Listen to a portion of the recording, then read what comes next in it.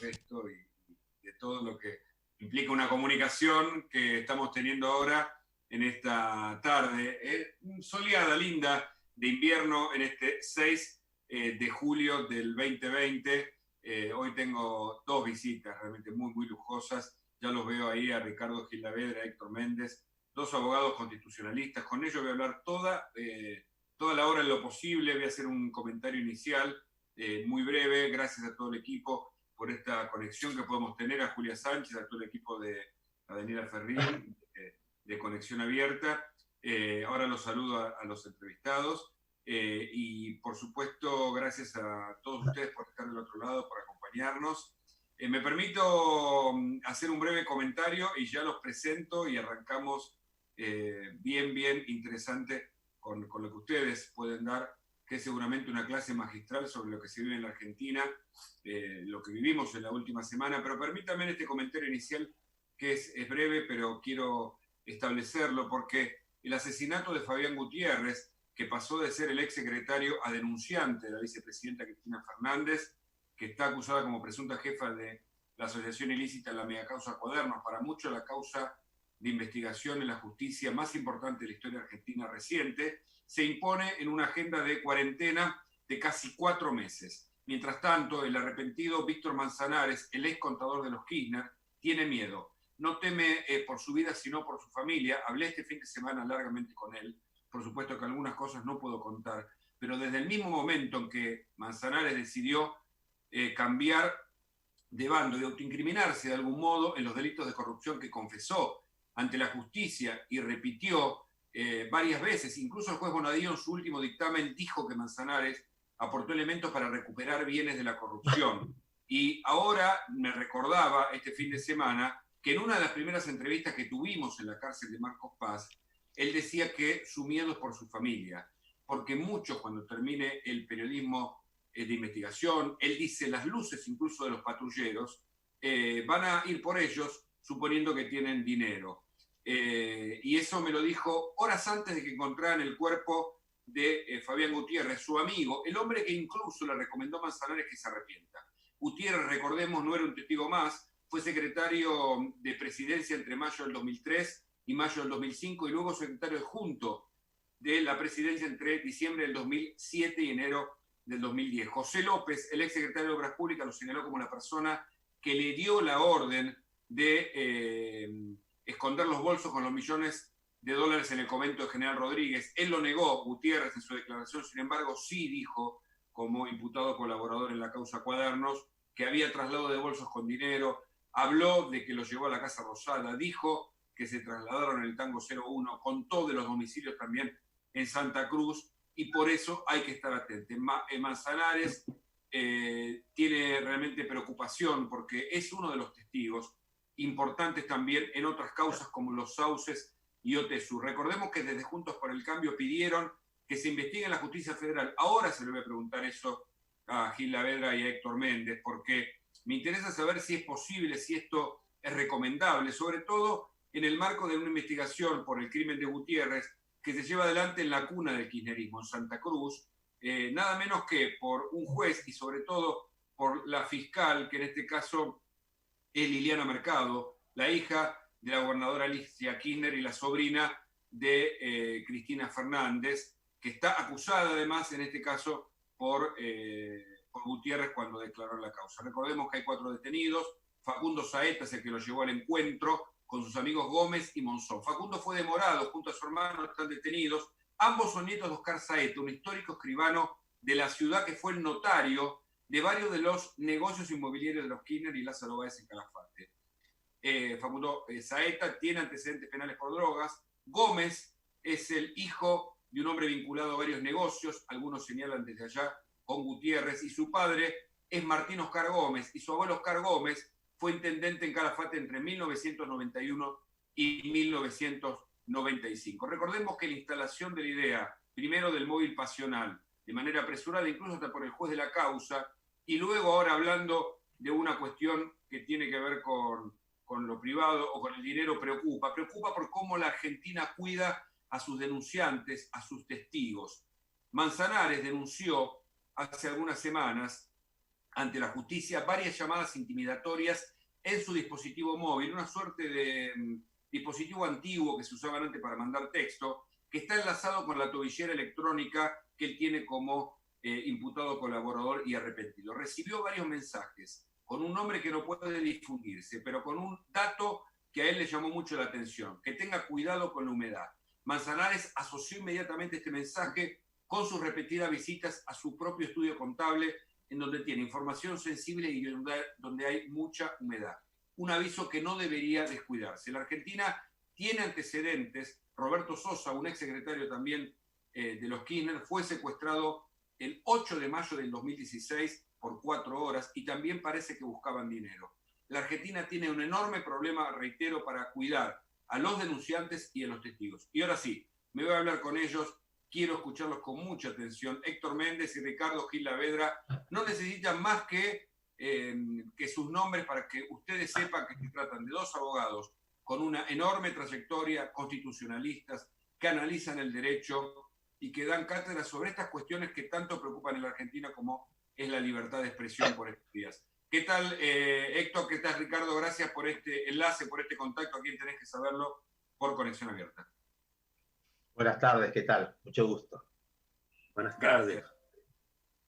Bueno, la pregunta está planteada. ¿Hay riesgos frente al embate o al ataque, incluso a algunas causas que se señalan, donde se señala al periodismo como responsables de acciones de sus fuentes? ¿Puede haber riesgos o en el marco de un Estado autoritario la libertad de expresión de algún modo está sometida a parámetros que pueden resultar peligrosos? El que quiera responder primero con... Bueno, sin perjuicio que en principio estábamos convocados para hablar del caso Vicentín, no tenemos, por lo menos al menos yo no tengo problema. Yo no quiero creer que eso se llegue a concretar, no quiero creer, porque habida cuenta el estado de liviandad institucional en que nos encontramos, fundamentalmente por la falta de funcionamiento de la justicia ahora y un inadecuado funcionamiento hasta antes de que empezáramos en feria, sería algo muy difícil y terrible. En principio, cabe creer que no. Gil Lavedra, la primera pregunta es por la coyuntura. Nos vamos a meter de cabeza en el tema Vicentín, que ustedes no han estudiado largamente, pero yo le quiero preguntar, ¿me es inevitable estar frente a dos personalidades como ustedes que conocen el derecho? Si hay algún riesgo, teniendo en cuenta que incluso desde varios sectores de la oposición plantean la preocupación de que quieran criminalizar al periodismo y tal vez incluso las opiniones que pudieran ir en contra de algunos planteos que se hacen desde el gobierno. Mire, en un régimen democrático la libertad de expresión es un presupuesto de otras libertades, es decir, sin libertad de expresión no puede haber democracia posible porque el pueblo no podría elegir libremente tampoco a sus autoridades. Y la regla en estos casos es, en cuestiones de interés público, los periodistas tienen la obligación de publicar, el derecho de publicar, cualquiera sea su fuente. Solo adquieren responsabilidad en el caso que ellos conozcan la falsedad de lo que están publicando. Pero aún en caso de duda, tienen que publicar. En consecuencia, toda esta cuestión que se está haciendo en esta, lamentable época que estamos viviendo de las causas judiciales cruzadas, de que los periodistas tendrían relación con los espías, etcétera. Bueno, yo digo, aún con fuentes que provengan de esa naturaleza, si la cuestión de interés público, el periodista puede publicar. Por eso sería absurdo una criminalización de la libertad de expresión que tiene efectos todavía mucho más graves para un régimen democrático, porque significaría la posibilidad de inhibir la expresión, significaría la posibilidad de establecerle como una suerte de intimidación para que no se publique, y eso sería gravísimo. Correcto, muy claro ambos, coincido además porque es como lo que hubiese pasado en el caso Watergate, recordemos, Woodward y Carl Bernstein publican a partir de un hecho inédito denominado Garganta Profunda, que era un ex agente de inteligencia que casualmente les daba datos sobre las tareas de espionaje que realizaba en su momento el presidente Nixon. Si hubiese criminalizado el trabajo de los periodistas y el trabajo en el marco del Washington Post, que publicó y avaló esa información porque era veraz, hoy Nixon no hubiera, es decir, Nixon no hubiese tenido que renunciar y los periodistas hubiesen sido criminalizados por la responsabilidad con alguien que en este caso puede ser un agente que sí tal vez esté cometiendo una ilegalidad a dar información, pero el periodista está casi obligado a publicar la información si, como usted dice, Gil Lavedra, la información es veraz. Esta es la condición elemental. Si la información es de interés público. Correcto. Aunque pueda no serlo, salvo que el periodista sepa que no es verdadera. La Corte Interamericana de Derechos Humanos ha dicho en muchas oportunidades que la amenaza de sanciones penales equivale a una censura indirecta, porque es para tratar de acallar la expresión. Correcto, correcto. Méndez, me meto en el tema Vicentín porque, permítame, los periodistas a veces hacemos esas conexiones, tal vez sea errónea de mi parte, pero a mí me parece que hubo en el intento de intervención, porque ahora se está tratando la justicia, y luego en el planteo de la posible expropiación, tal vez un ensayo de lo que nosotros, incluso en La Cornisa, allí en uno de los programas de trabajo con Luis Majul, contamos en un informe de lo que hicieron en Santa Cruz con dos pesqueras, Vieira y Barilari, que además fueron expropiadas, en el caso de Vieira, por una ley, pero que después el Estado tuvo que devolverla porque no pudo manejar. Una cuestión más formal del rubro. Pero digo, ¿qué hay detrás o qué ustedes entienden del caso Vicentín en materia de derecho, Méndez? Empiezo por usted. Sí, ya le respondo. En primer lugar, le quería aclarar con respecto al tema que charlábamos recién de la independencia periodística.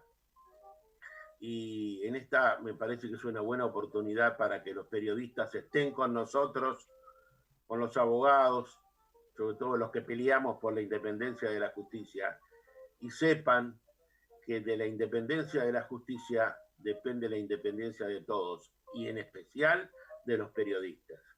Si nosotros tuviéramos una justicia plenamente independiente, insospechada y confiable, de cual todo el mundo tenga la plena seguridad de que lo que se va a resolver es lo justo, o que pueda estar equivocado y tiene un órgano superior al cual lo va a controlar, pero que va a ser absolutamente independiente en sus decisiones, ustedes en este momento no tendrían que tener ninguna duda que se va a resolver como corresponde.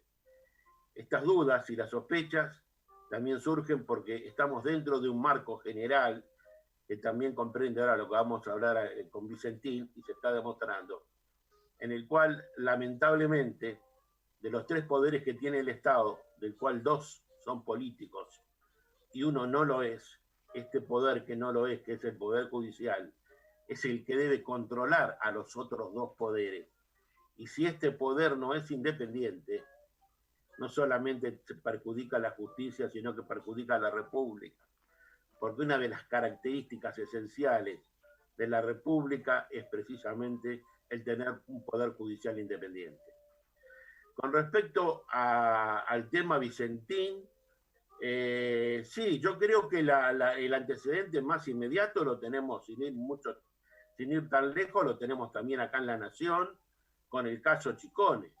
En el caso Chicone sucedió algo parecido, en el cual Chicone fue sujeta a una expropiación, que era la imprenta más grande que había en Sudamérica, la única que estaba habilitada para emitir billetes, y todos sabemos lo que pasó con Chicone, con la expropiación de Chicone, el concurso de Chicone, y quienes se quedaron con Chicone. Entonces, este es el ejemplo más inmediato que tenemos.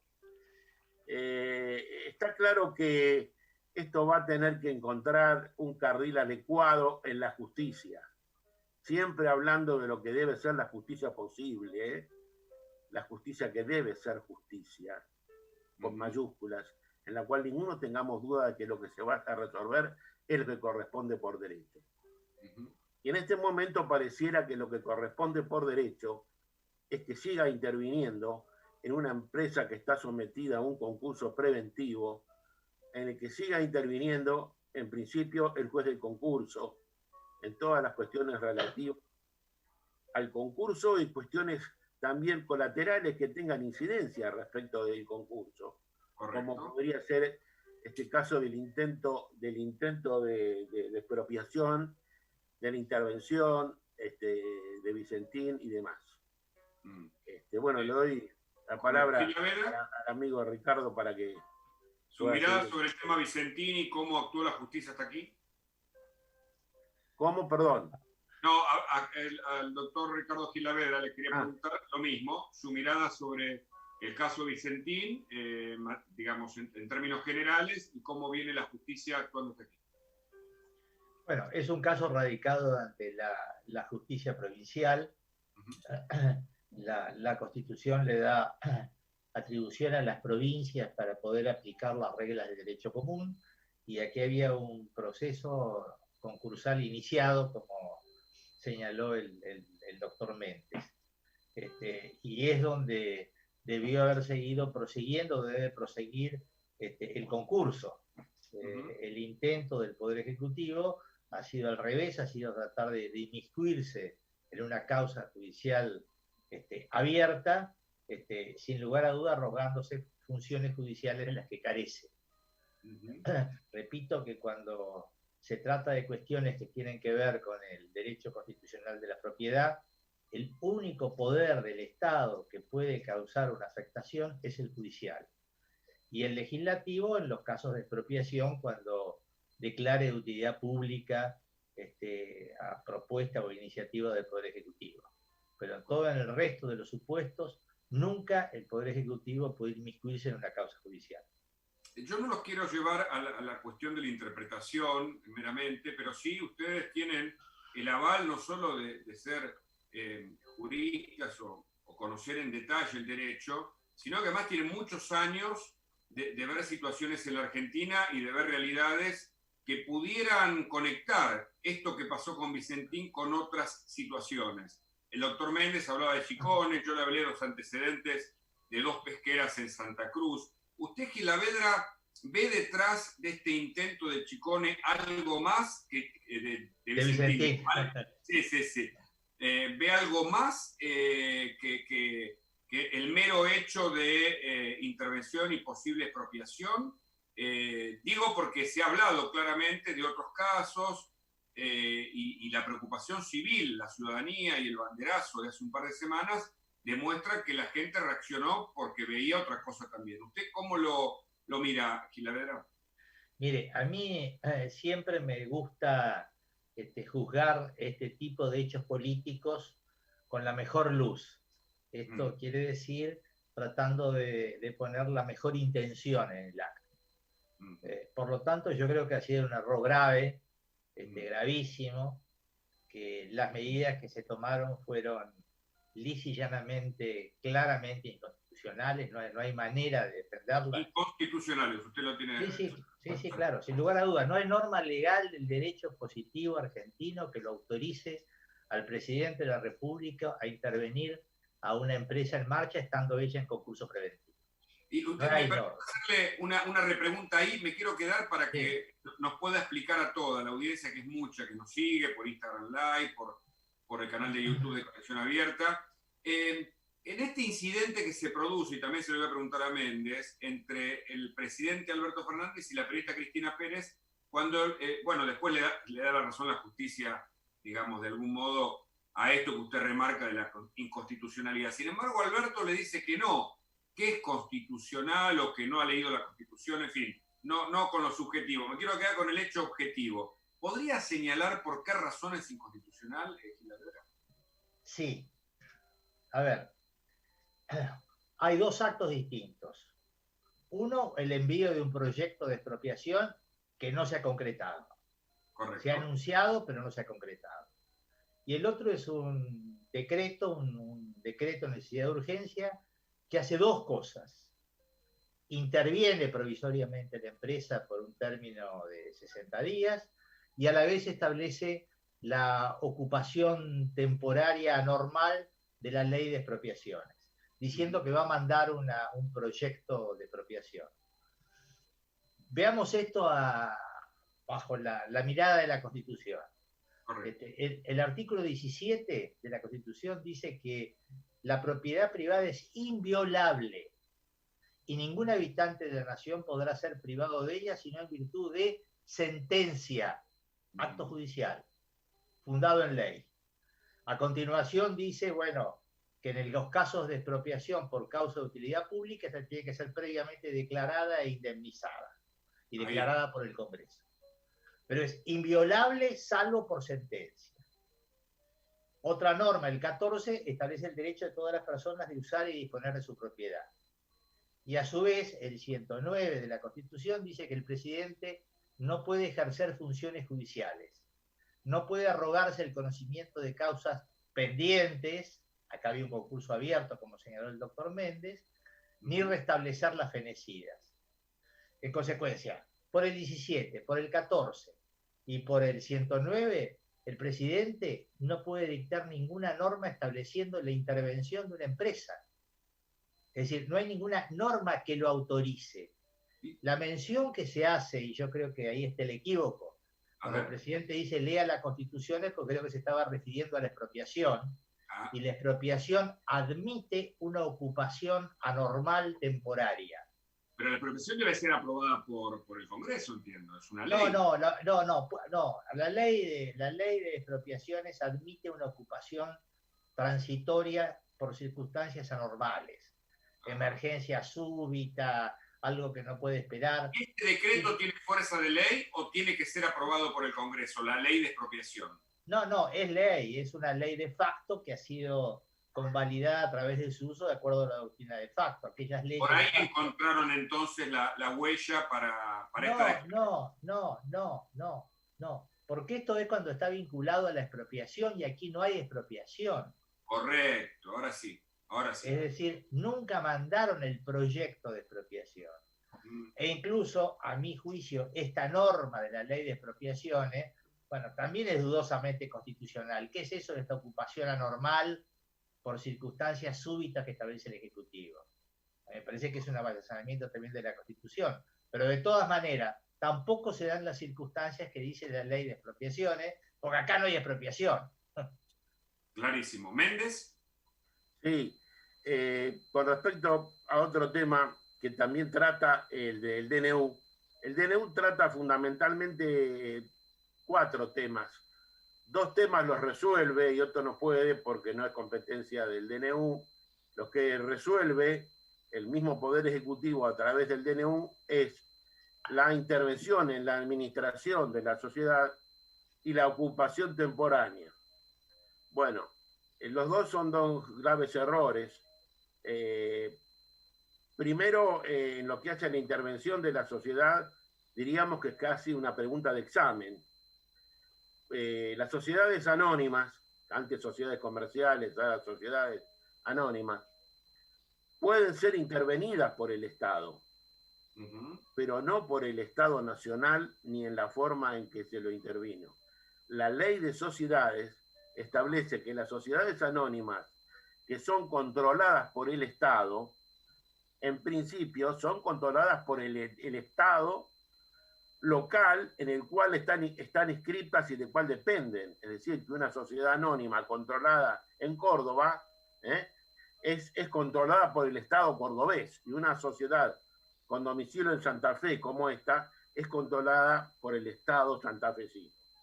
Y establece que en esos casos, cuando la sociedad anónima realice algún acto que pueda poner en perjuicio el interés público, en salvaguarda del interés público, el órgano administrativo que la controla, que no es el presidente de la nación, sino que es la Dirección Provincial de Personas Jurídicas, ve esa circunstancia, esa anomalía en su funcionamiento, y le debe pedir al juez local comercial competente la intervención judicial. De vuelta, nuevamente, es la justicia la que debe resolver ese pedido que hace el órgano de contralor.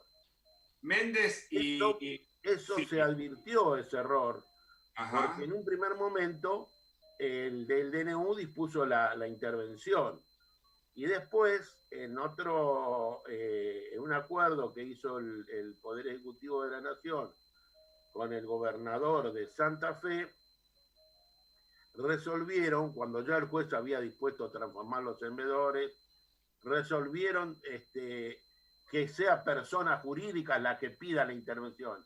Entonces, Personas Jurídicas de Santa Fe pidió la intervención de la sociedad y proponiendo tres interventores.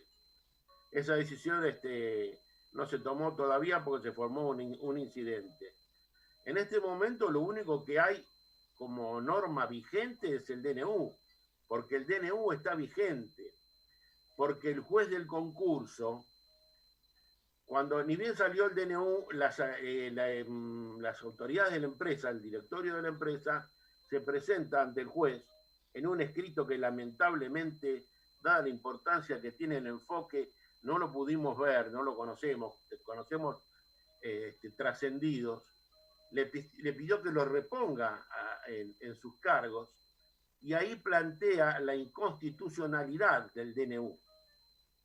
Y el juez consideró a eso como una demanda autónoma de inconstitucionalidad y consideró que no era competente para disponer esa inconstitucionalidad, que debía tramitar ante la justicia federal competente de Buenos Aires, dijo, pero tomó ciertas atribuciones que pienso que para mí son bastante discutibles, transformó esa intervención en una veeduría. Entonces dijo, repongo a los veedores. No me expido sobre la constitucionalidad del decreto, pero en forma, a través de una medida que él consideró autosatisfactiva, que procesalmente es muy discutible cómo lo hizo, los repuso en sus cargos. Es decir, que sin cuestionar el decreto, igual sin cuestionar la validez legal del decreto, repuso en los cargos a los administradores. Y entonces Gil Lavedra, ¿cómo sigue esto? Para ir yendo y viniendo con ambos. Es muy complejo. En este momento las dos partes recurrieron y está en la Cámara de Apelaciones de Santa Fe, tanto recurrieron a esa decisión del juez, ¿no? Tanto la empresa como el Estado. No quería dejar de mencionar una cosa que es muy importante. La justicia tiene que resolver,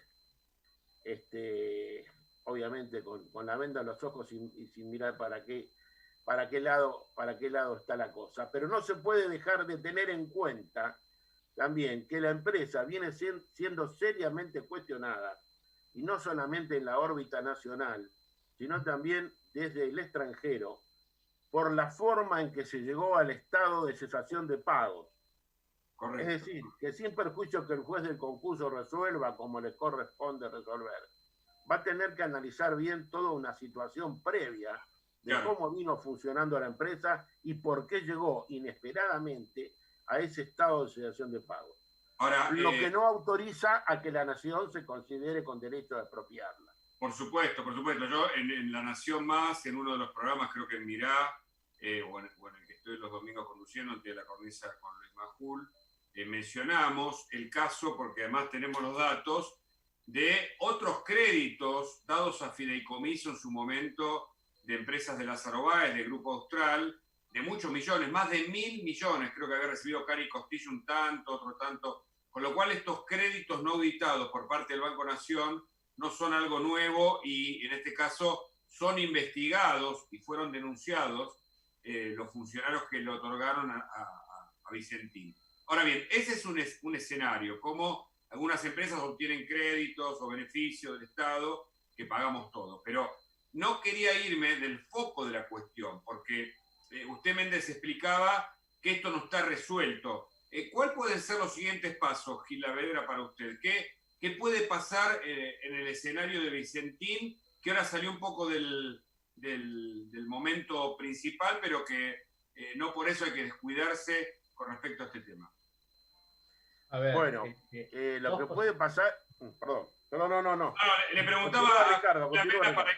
Para ir y volver con cada uno de los dos. Creo que hay dos escenarios posibles, ¿no? Sí. Le preguntaba a Gil Lavedra, Héctor, le preguntaba a Gil Lavedra. Correcto, lo escucho bien. Por un lado, de que el Ejecutivo se decida a enviar el proyecto al Congreso. Eso parece a esta altura poco probable, no solo por los trascendidos dentro del propio Poder Ejecutivo de que habrían desistido de esta idea, sino también porque es poco probable que consigan la sanción de la ley. Es decir, me da la sensación de que los números en el Congreso, sobre todo en la Cámara de Diputados, no serían favorables a una opción de esta naturaleza.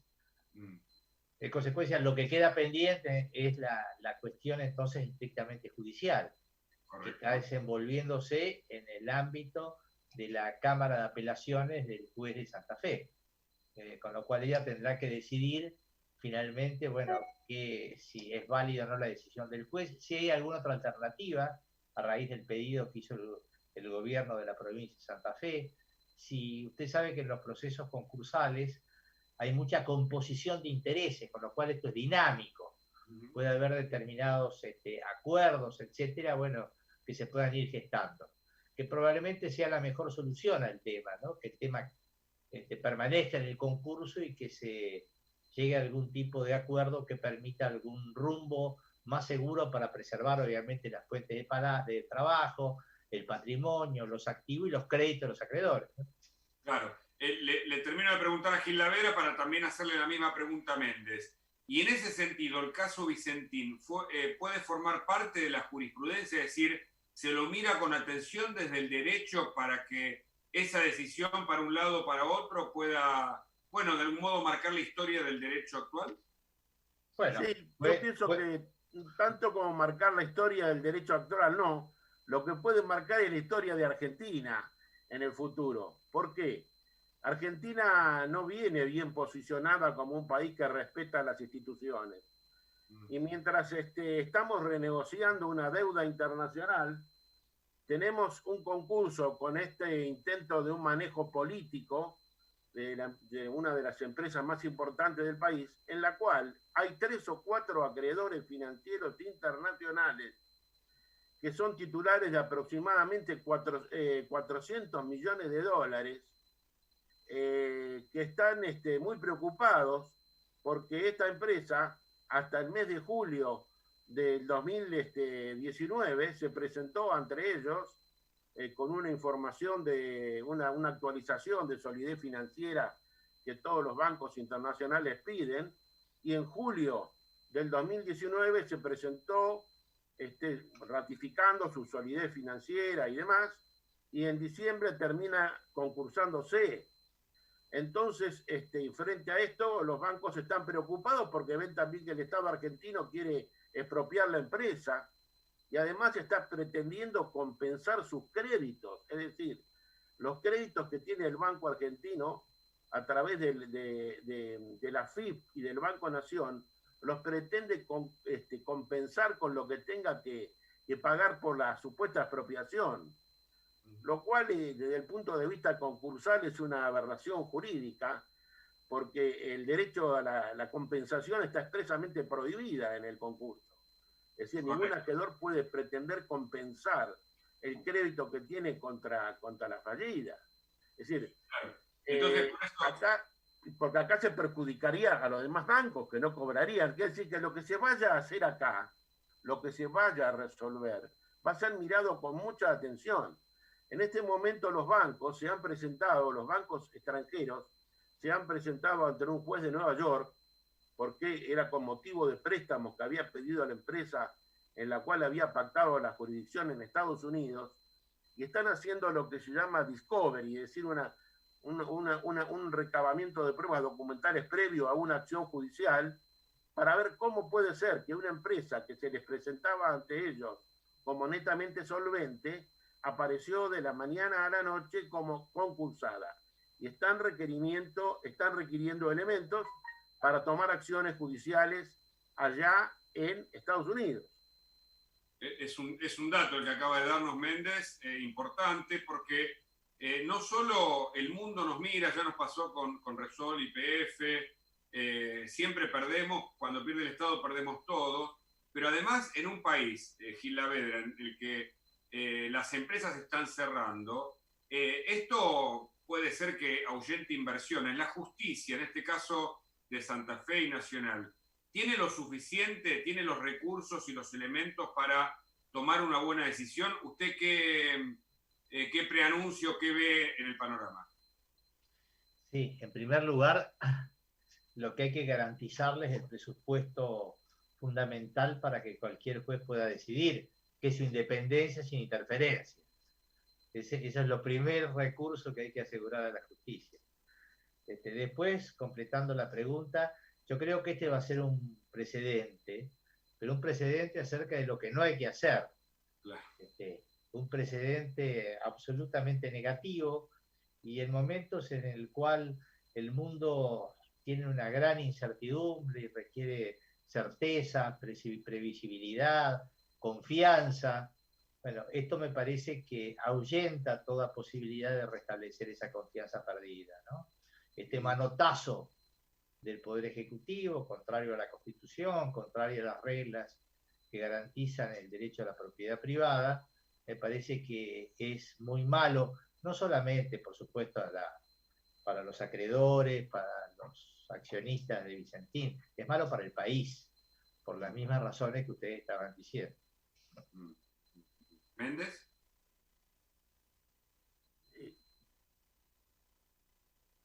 Lo escucho, Méndez, también sobre su reflexión sobre el tema, porque, claro, detrás de Vicentín hay un montón de cuestiones. Gil Lavedra las expresó claramente como un error que parece que el gobierno tuvo en cuenta, tomó nota y, como expresó, puede retroceder en cuanto al proyecto de expropiación. Pero por otro lado, y esto me queda claro de esta conversación que mantengo con ustedes y con toda la gente que está escuchando y siguiendo este programa, que es mucha, porque son dos expertos del derecho y los dos de algún modo señalaron que para ponerle un freno a un poder ejecutivo cualquiera, de cualquier color, para eso está la ley. Y en este caso, cuando se trata de la propiedad privada, es el poder justamente judicial el que puede frenar cualquier embestida, ni siquiera el poder legislativo. Esto me queda entre tantas conclusiones que puedo sacar de esta entrevista interesante gracias a ustedes dos. Por eso le preguntaba a Méndez su mirada. Sí, no quería dejar de mencionar que los fundamentos del DNU, que yo creo que son insinceros, como muchos fundamentos de actos administrativos y algunos legislativos, se dice que el interés es el salvataje de la empresa. Y yo entiendo que no es así, pero de ser así, el salvataje de la empresa se articula a través del concurso. El objetivo fundamental de un concurso preventivo, precisamente como su nombre lo dice, es prevenir la quiebra, prevenir la falencia, es decir, salvar a una empresa en marcha para evitar el perjuicio que eso causa a la sociedad económica y también obviamente a los empleados o a quienes trabajan ahí. Quiere decir que si el objetivo es ese, va a encontrar adecuada protección en el concurso preventivo.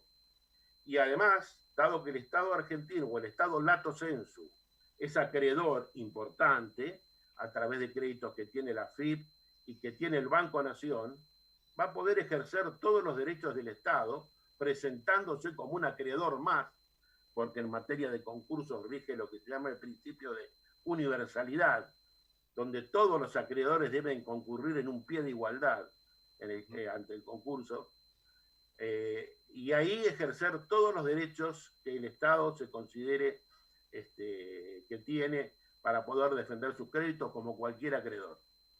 Perfecto. Voy a Gil Lavedra con una mirada un poco más abarcativa. La Argentina, me gustó mucho, Andrés Malamud es un politólogo y un analista que está en la Universidad de Lisboa, lo pudimos entrevistar hace un par de semanas también ahí en La Nación, y él hablaba de una democracia fuerte en la Argentina, que justamente representada en partidos políticos y en la sociedad civil, le pone un freno al poder de turno. ¿Ustedes ven algún riesgo para, digamos, para nuestras libertades o en el marco de un poder que pudiera tener algún viso o alguna característica autoritaria que nuestro modelo a seguir pueda ser Venezuela? Digo, en materia ya del rol de la justicia, lo señalo. Mire, yo sinceramente ya no lo veo. Y no lo veo porque para tener cualquier tentación de cualquier desvío autoritario hay que tener una masa de poder político que me parece que el actual gobierno no la tiene. Tampoco tengo que decir que esa sea su intención, pero un gobierno que tiene o que se ha impuesto por 6, 7 puntos y hay cerca del 40-41% de la sociedad que está dispuesta a defender todo esto, me parece que no hay ningún margen de posibilidad. Es decir, fíjense que todos los desvaríos autoritarios que sufrió Argentina en los últimos 20 años sucedieron cuando hubo un gobierno que ganó con el 57% y que el segundo tenía el 16%. Ahí sí surgió el vamos por todo. Ahí sí surgió la democratización de la justicia, bueno, todos estos devaneos que afortunadamente se frustraron. Pero a mí me parece que actualmente no hay margen y no veo tampoco ninguna posibilidad de que la sociedad pueda tolerar una cosa por el estilo. Sobre todo en un contexto tan delicado, tan difícil, tan complejo como que estamos viviendo, ¿no? Que yo creo que tendría que ser al revés, tendría que ser un muy fuerte incentivo para ver cómo todos juntos podemos tener actitudes cooperativas para que la Argentina salga adelante, ¿no? ¿Méndez? Sí, yo creo que la cultura política que tiene el pueblo argentino, sin perjuicio que Argentina tenga en este momento no un adecuado respeto en la escala de valores a las instituciones, pero tiene una cultura política suficiente como para que eso no pueda llegar a suceder, esa alternativa. Y además también las comparaciones nunca son buenas porque es muy difícil comparar a dos cosas o a dos ejemplos que sean exactamente iguales. Así como dice la Corte de la Nación que la igualdad debe ser la igualdad en igualdad de circunstancias, acá también si queremos comparar algo tiene que estar en igualdad de circunstancias. Y en Venezuela todo parecería indicar que hay un gobierno militar que es el que realmente tiene el manejo de la fuerza y el manejo público y político, y en el caso de Argentina no se da. Puede llegar a ser un intento, una expresión, una voluntad de algún sector, pero no creo que tenga bajo ningún punto de vista el respaldo popular. La última para ambos. El rol de la justicia. Hay en la opinión pública una mirada por momentos contradictoria sobre el rol de la justicia. Las generalizaciones son malas. El otro día, tanto en el fallo del juez de Santa Fe por Vicentín, como en el fallo de la Cámara Federal de La Plata, en la causa por presunto espionaje ilegal, se ve una justicia que no parece ser tan susceptible de presiones políticas. En Comodoro Pi algunos juicios no retoman, todavía se están probando las comunicaciones para retomar tanto en la causa de la obra pública como de la ruta del dinero CAI, juicios sensibles por la dimensión social. En el medio, desde el gobierno, hay una idea de reforma judicial, de ampliar la corte, de tratar de triturar cualquier causa o investigación sobre corrupción. ¿Cómo ven la institución justicia, el poder judicial en términos generales? Si pueden ser breves, es la última pregunta para ambos, pero es importantísima la reflexión sobre el tema. Arranco por Gil Laverde. A ver, a mí me gustaría hacer una distinción. Sí. Por supuesto que creo que la credibilidad de la gente en la justicia es muy baja y con buenas razones para eso. Pero esto vinculado con la justicia que está estrechamente relacionada con la investigación de los crímenes del poder. Correcto. Es decir, me estoy refiriendo a la justicia federal penal. Correcto. Eso sí yo creo de que está en un enchastre que va a resultar difícil salir, ¿no? Porque después, cuando uno corta todo eso, está el resto de la justicia. Está la justicia civil, la comercial, la laboral, etcétera, que tendrá otros defectos. Ahí se criticará la demora, las posibilidades de acceso o no de la gente a sus decisiones, y en el cual yo creo que se ha mejorado muchísimo. Pero el problema lo tenemos ahí concentrado en la justicia federal penal. Y bueno, en este sentido yo también creo que es muy importante, a ver, es muy importante restablecer su credibilidad. ¿De qué manera? Bueno, esto habría que, en primer lugar, habría que dejarlos trabajar, dejar de seguir haciendo operaciones con la justicia, terminar con ese maridaje que lleva más de 30 años de los servicios de inteligencia junto con la justicia, que ahora han explotado en estas porquerías que vemos actualmente. Tratar de dejar de hacer experimentos. A mí me parece que hay que tener mucho cuidado con los cambios, porque en este momento cualquier cambio en materia de competencia o integración de la Corte o a uno de los propios tribunales es leído en clave de impunidad. Es decir, que son todos cambios que van a tratar de procurar la impunidad, y esto me parece que, lejos de restablecer, no hace nada más que profundizar este profundo descrédito que tiene la justicia.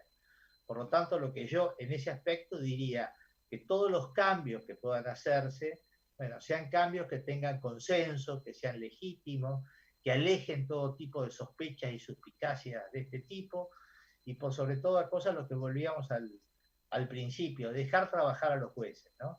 Tratar de dejar de que la justicia sea un instrumento de cambio politizado al servicio de una facción, en detrimento de la otra. Muy claro, muy claro. ¿Méndez?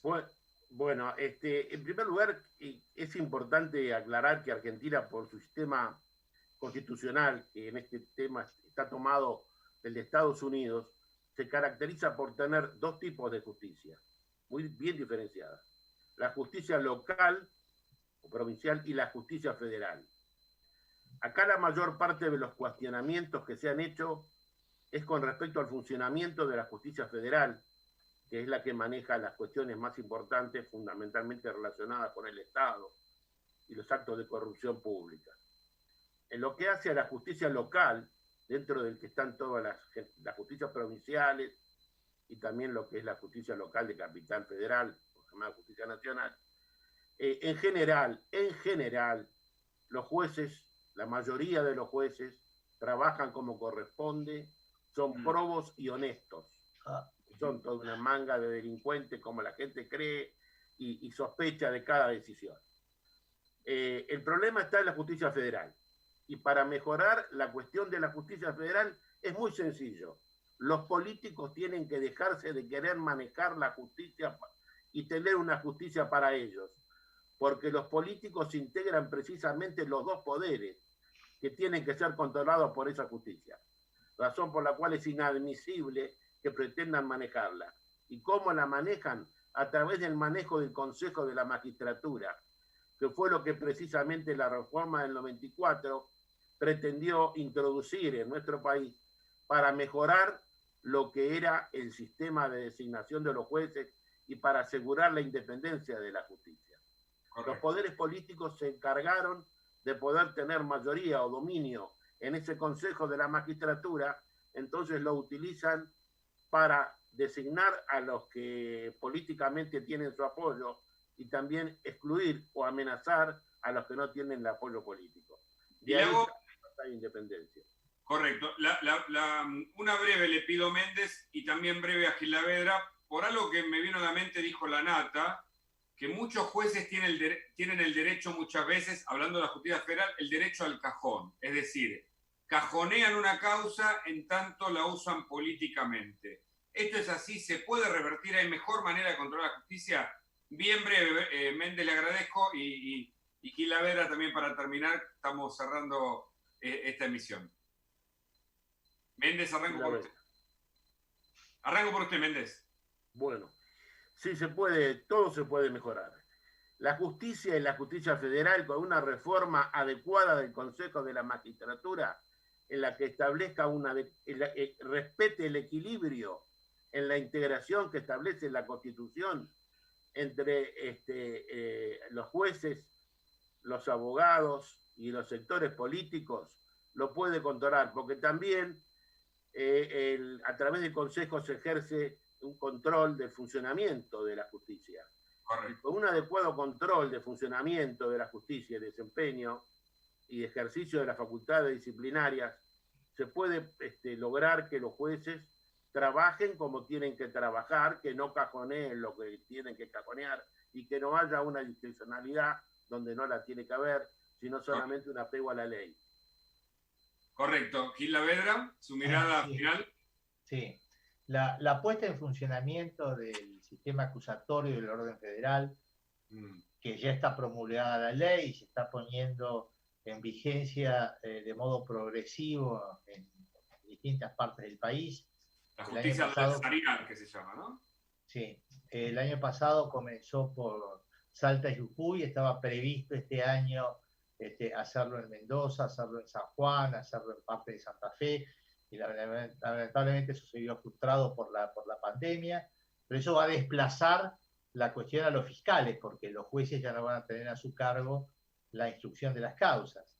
Con lo cual ahí tenemos que ya tener en cuenta de que los fiscales van a tener que tener sistemas de control interno y externo adecuados para el desempeño de su función, porque ahora el poder que van a tener es enorme para llevar adelante o impulsar o no una investigación.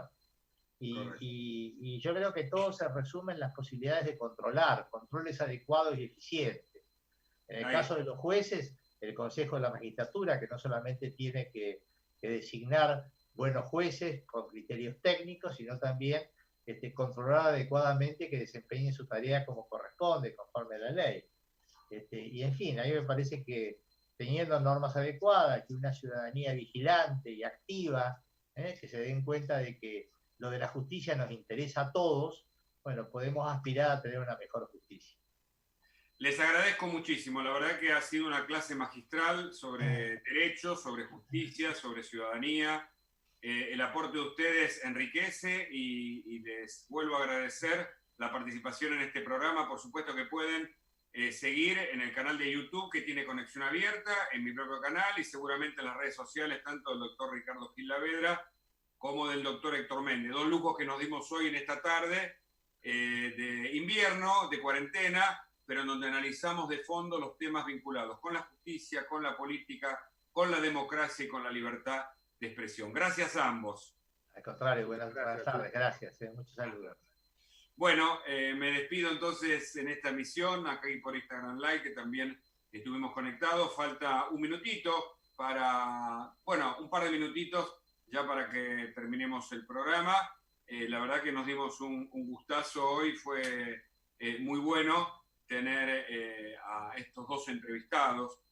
Nos explicaron y nos ayudan a ver que hay esperanza, que el Consejo de la Magistratura controlando a los jueces, el poder político que no tiene la suma del poder, porque tampoco lo ha logrado a través del voto, sino que hay una pequeña diferencia.